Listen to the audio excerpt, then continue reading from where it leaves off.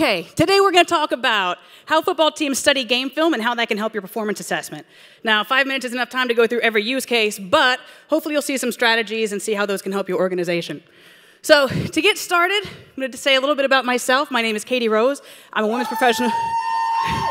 That was like 7 seconds. I'm a women's professional football player. I'm also a UI UX developer for Booz Allen, but I spent about 14 years on the operations side. A lot of that in metrics. So, the first thing we're going to talk about, what's film got to do with it? Why are we looking at performance management with game film? Well, the concept of postmortems and performance assessment, that's what film's all about. And I'm actually going to add to that risk management as well. And football teams have to get really good at minimizing the blame, right? Because you do it constantly. So they gather and distill information, they turn it into actionable results. When you watch game film, the whole point is to know what you're going to go forward to do better. All right, cool. Okay, so you got to study how to study. You have to know what you're looking at. You need to take notes. So when you're looking at your performance data, when you're looking at your monitoring data, take notes and know what you're looking at. Define a strategy so that you know exactly what you're going to do every time you get into the room. And you have to emphasize quality and access. So in football, we'd make sure we have the right angles. In IT, we need to make sure we have the right data, the right metrics. We need to be getting the right information. And then everybody has to have access to that information. It's not just about one person in a dark room tapping through it. So when do you study? You study before, okay? You study what the problem is, who's had to deal with that problem, how they've succeeded, and how they've failed.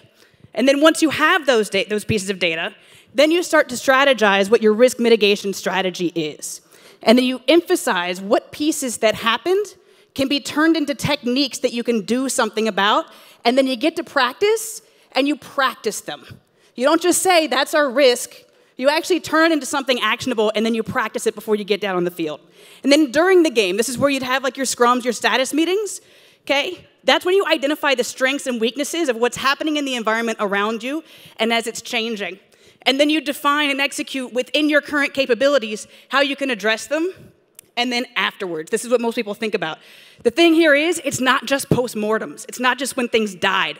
In football, we study every play, whether it was successful or not. Otherwise, how are you going to know how to take that successful play and get it into the future?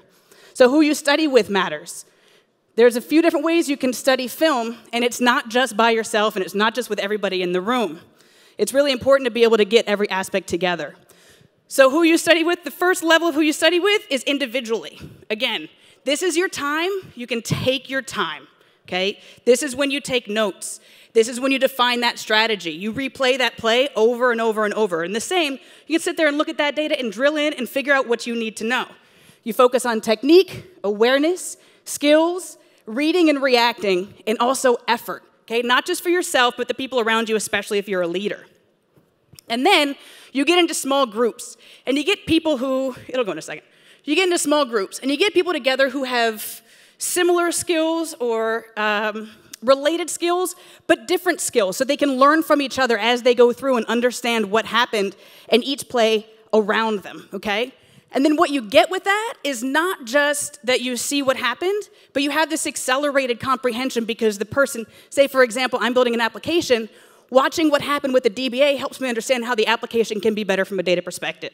You're also building trust and teamwork with those other people who might work, quote unquote, on the other side of the fence from you. And then you get the whole team together. That's where the leadership comes in, and everybody holds each other accountable, but they also advocate for you. That's where your leadership should be advocating for you, and that's where part of that blamelessness comes from. So, prioritize it. This is a big part of it. I think a lot of us feel like, oh, I'm doing monitoring, or oh, I'm watching film, and I'm doing what I'm supposed to do. It's a part of your job. It's not an optional thing. You're not extra special. Prioritize it. It's just as important as everything else. Consider it homework and ask and answer questions, and then take them to the group and be able to explain it. Break it down. Understand how each individual interaction causes the overall result. So you don't just look at the big picture. You do want to look at it, but don't over-prioritize the big picture. Most importantly, be honest with yourself. This is absolutely the most important thing, and here's why. We talk about blameless postmortems. It's not being honest with ourselves that causes us to blame other people or even ourselves. When we're honest with ourselves about what did or did not happen, then we start to avoid that blame and get to the actual cause. Thank you.